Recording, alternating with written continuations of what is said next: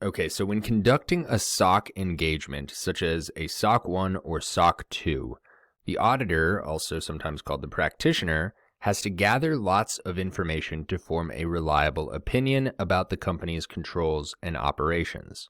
In doing this, the auditor will talk with various people in the company, inspect documents and systems, and observe processes that are in action.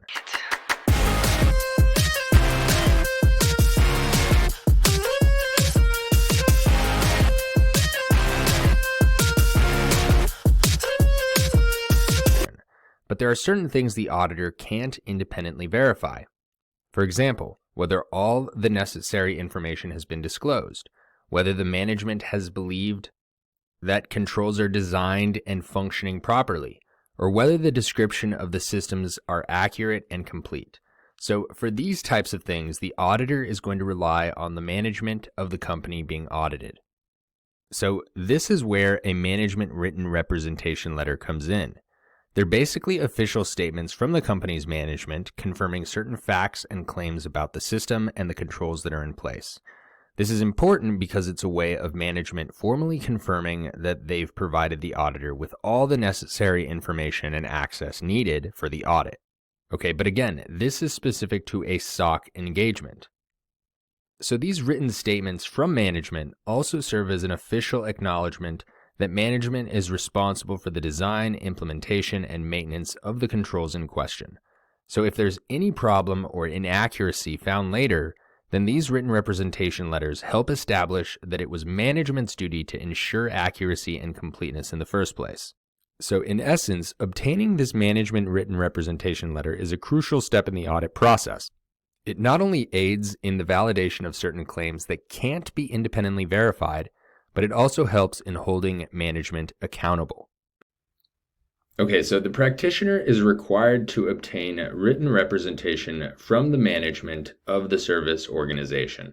So these representations serve as part of the evidential matter that the auditor uses to form their opinion on the fairness of the presentation of the description of the system, suitability of design, and in the case of a Type 2 engagement, the operating effectiveness of controls. So what do you need to know for your exam? You should be familiar with some of the key representations that management needs to provide. So because this is very conceptual and quite wordy, we're going to remember the acronym Dr. SOC.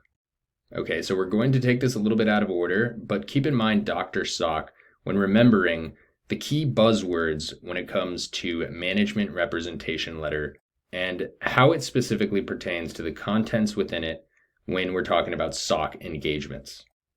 All right, so starting with acknowledgement of responsibility. This is the R in Dr. SOC.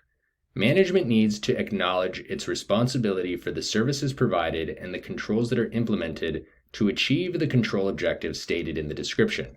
And that is if we're specifically talking about a SOC 1 report. If we're talking about a SOC 2 report, they need to acknowledge their responsibility for the criteria set forth in the applicable trust services category. The D in Dr. SOC relates to the assertion about the description of the system. Okay, so remember, we're talking about systems here when we're talking about SOC reports. So management should affirm that the description of the system is presented fairly and that it accurately presents the system that was designed and implemented throughout the specified period. Okay, so when we're thinking about Dr. SOC, specifically the S, this is assertion about the suitability of the design of the controls. All right, so S for suitability of the design of controls. Management should affirm that the controls related to the control objectives stated in the description were suitably designed to achieve those control objectives. Or in the case of a SOC 2 report, the controls were suitably designed to meet the applicable trust services criteria. Right, when we're thinking about SOC 2, we got to remember trust services criteria. Okay, so the O in Dr. SOC is going to relate to assertions about the operating effectiveness of the controls. Okay, so when we're thinking about suitability, this is the suitability of the design of controls. We also need to remember that we need to represent or obtain management representation about the operating effectiveness of the controls as well. So for a Type 2 report, management should affirm that the controls operated effectively throughout the specified period to achieve the control objectives stated in the description for a SOC 1 report, or the criteria set forth in the applicable trust services category for SOC 2 reports. And then finally, the C in Dr. SOC stands for completeness of information provided. Management should confirm that it has provided the service auditor with all relevant information, including access to all relevant personnel and records related to the system and controls that are being audited.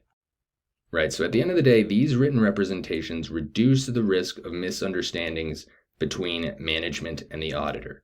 If management refuses to provide these written representations, if management refuses to provide these written representations, we need to take a step back and think clearly and ask ourselves, how is this going to impact the overall report?